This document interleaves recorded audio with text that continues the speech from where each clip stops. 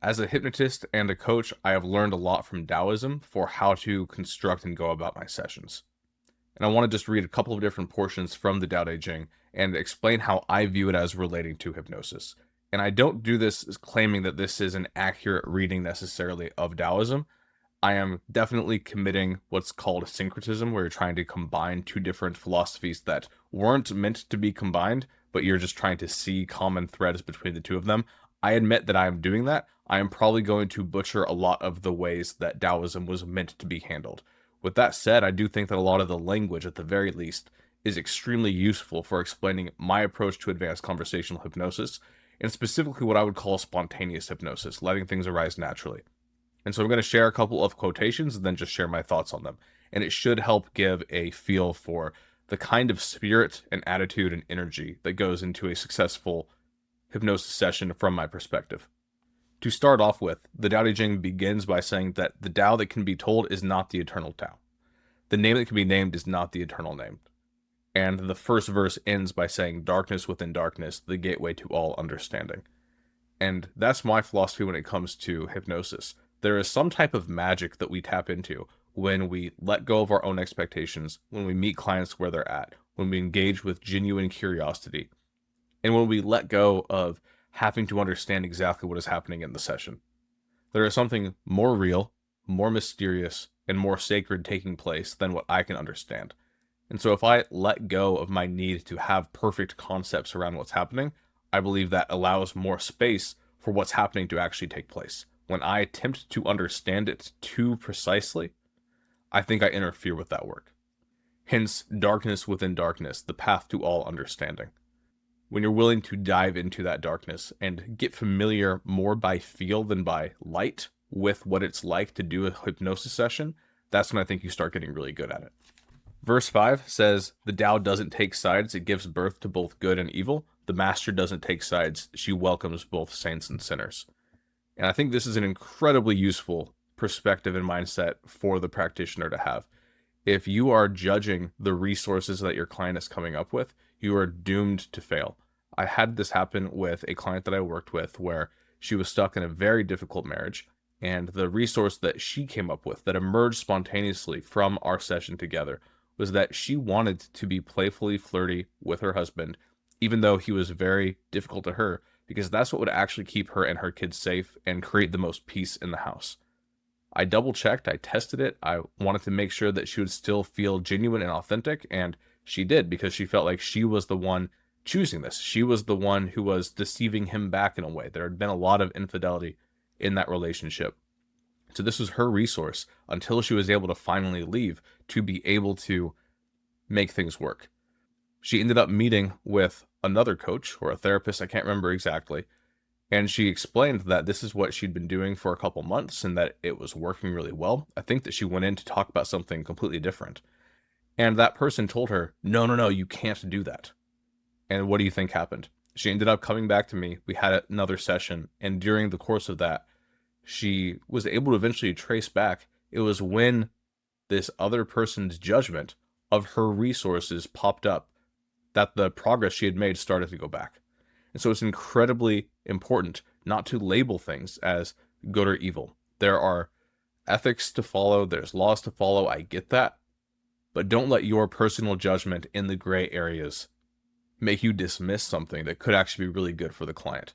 And similarly, I think that you need to be comfortable with some amount of guided pain in the session. Sometimes they have to process and feel the darker sides of their experience to be able to fully process it and let it go. And so don't be afraid of something being good or evil in the session. Welcome both the part of your client that is a saint and the part of them that is a sinner. In the 11th verse, it says that we join spokes together in a wheel, but it is the center hole that makes the wagon move. We shape clay into a pot, but it is the emptiness inside that holds whatever we want. We hammer wood for a house, but it is the inner space that makes it livable. We work with being, but non-being is what we use.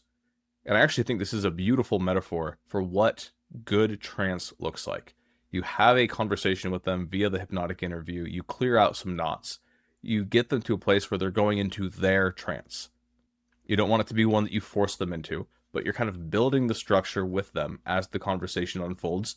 And perhaps it is a series of fractionations where the questions that you ask by following unconscious moments has them gently going in and out of this room, this empty space a couple of times, or perhaps it kind of happens all at once. Regardless, the content of what you had been talking about, the particulars, the details that got them to that point of going into that empty space in their mind is so much less important than the fact that they got to that place. And this is where I'd also say I take a very casual approach. I take a very spontaneous approach. It's completely conversational. But if you can get someone to that place and they're not bringing with them all of the knots in their thinking that prevent them from doing the work they need to do in that place, then I don't care how you get them there. If they get to this place of non-being, so to speak, of non-thinking, of thinking in categories in ways far beyond how they normally think, then that is a win. That is the biggest thing that you can do for them. And sometimes it will happen in this big dramatic fashion where you can just see it's like a pure unconscious moment. Other times it will be in split seconds, and you just keep piling those split seconds on top of each other. Maybe they're not comfortable fully going into that room, but you keep allowing them to take one step in, spend 5 seconds there, and come back out. How long they spend consecutively is far less important than getting them there in one way or another. In section 17, it says that the master doesn't talk, he acts. When his work is done, the people say, amazing, we did it all by ourselves. And I think that this is actually a really good sign that you've done truly meaningful work, is when the client is almost unable to differentiate what you did from what they did. And they might end up taking a lot of the credit for it. That is something that can be a wound to your ego, but it is something that is incredibly useful for the client because they're able to see that they made the change. And so if it was you that made it, then if there's a small adjustment that might need to be made to that in the future, if there's an update to the strategy they come up with, for example, they might think that they have to come back to you. But if they made the change, if afterward they're like, you know what, thanks for the conversation, but I decided that I'm just going to go and do this, that is perfect. That is how you get quick results that are able to self-correct over time, which is what you want. It might be tougher for referrals, to be quite honest with you, because they might think, yeah, I just had this weird conversation with Jordan, but then I went and figured it out myself. But that's ultimately what I want for them. I want them to be self-sustaining. Then in section 20, it says, other people have what they need. I alone possess nothing. I alone drift about like someone without a home. I am like an idiot. My mind is so empty. Other people are bright. I alone am dark. Other people are sharp. I alone am dull. Other people have a purpose. I alone don't know. I drift like a wave on the ocean. I blow as aimless as the wind. I am different from ordinary people. I drink from the great mother's breasts. Kind of a funny sounding passage in modern language. But the part that I love is that the thing that makes us uniquely qualified to help people is how much we're able to see through a lot of the false constructions that people have. I know less than you. That's why I'm able to help. I believe less than you. That's why I'm able to help. Section 23 says, express yourself completely, then keep quiet. I think that's an important principle of advanced conversational hypnosis. Ask the question and then leave room for silence. It is in the silence and them having to actively seek an answer in their own unconscious mind that 90% of the work is being done anyway. Section 24, he who stands on tiptoe doesn't stand firm.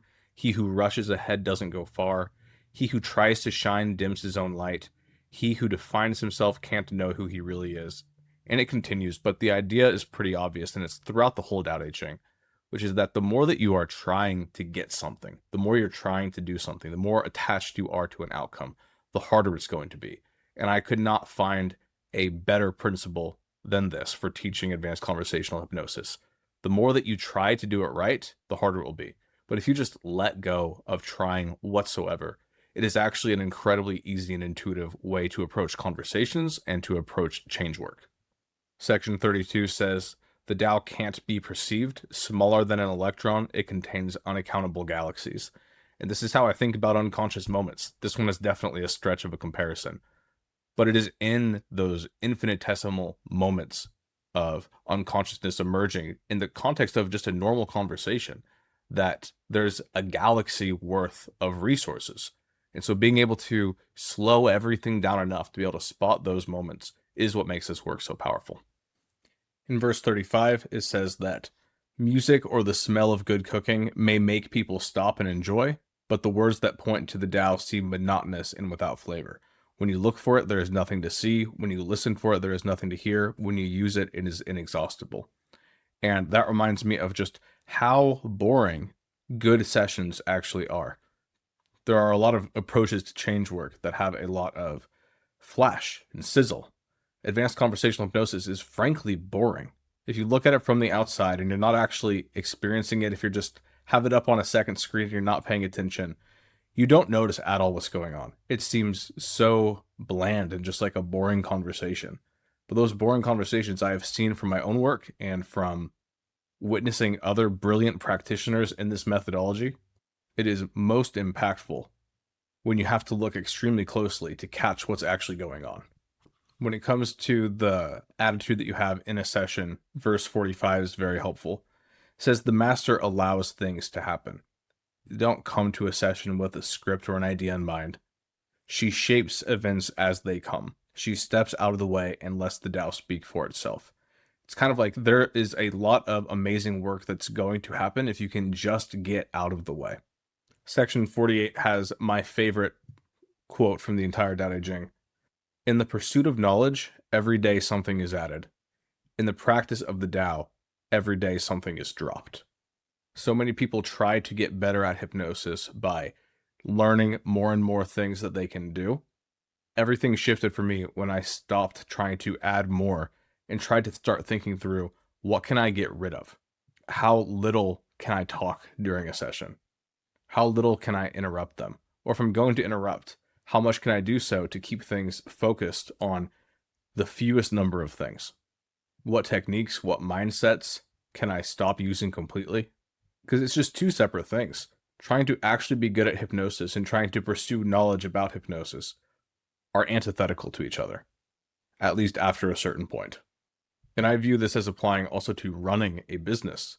There are a million gurus out there telling you how you should run your business, how you should set things up. And if you try to listen to what everybody is saying, if you try to keep gaining more and more knowledge, you're never going to get anywhere. How much can you let go of that you're assuming has to be the case for you to be able to do this work? Another section that really explains the spontaneous nature of how I view hypnosis is in section 50. The master gives himself up to whatever the moment brings. He knows that he is going to die and he has nothing left to hold on to. No illusions in his mind, no resistances in his body.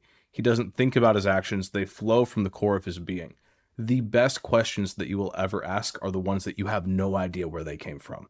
But if you're busy trying to do the right thing, you're never going to even allow space for those spontaneous questions to come through. I sometimes talk about spontaneous hypnosis, which occurs in your client, but spontaneous question asking is what happens first. And you have to be doing very little to make room for that space. Section 51 kind of ties this idea of spontaneity into the heart of all things. It says every being in the universe is an expression of the Tao. It springs into existence, unconscious, perfect, free, takes on a physical body, lets circumstances complete it. That is why every being spontaneously honors the Tao. For me, the things that I've learned about how hypnosis works have informed how I view all of reality. Who we are at our core is unconscious, perfect, free, taking on a physical form, bumped into by the circumstances around it, chipped and carved, but our natural way of being is spontaneous and free, honoring the Tao. And then when it comes to teaching hypnosis, 57 stands out to me. If you want to be a great leader, you must learn to follow the Tao. Stop trying to control. Let go of fixed plans and concepts, and the world will govern itself. The more that you hold on to fixed plans and fixed concepts, the more you are out of sync with whatever this great force of the Tao is. In 58, it says, the master is content to serve as an example and not to impose her will. And I think that is the core way that true hypnosis is always learned. We try to put it into formulas, we try to put it into scripts, we try to put it into language patterns, but at the end of the day, it's something that you catch.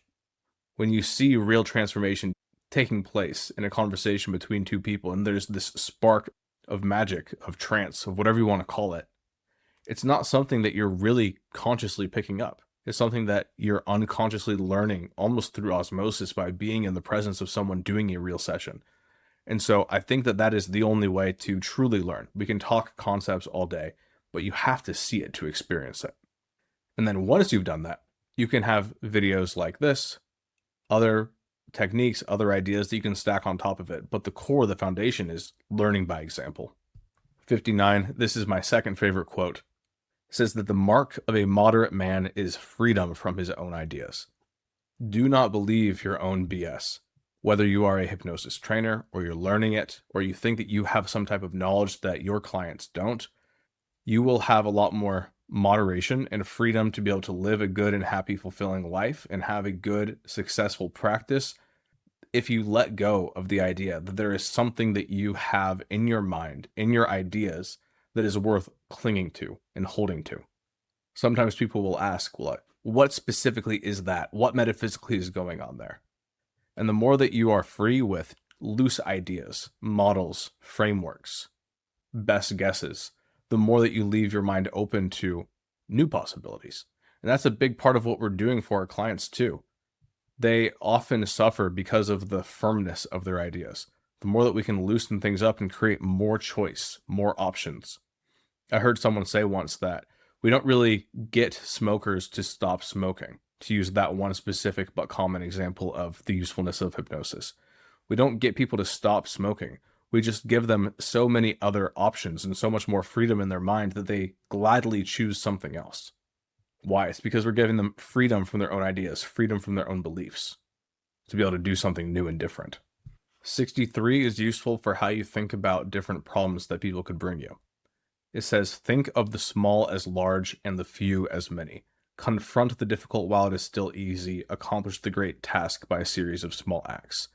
And specifically the beginning part, which says, think of the small as large, is incredibly helpful when a client brings a problem. It's easy to want to pre-frame it as, oh, is this an easy problem or a difficult problem?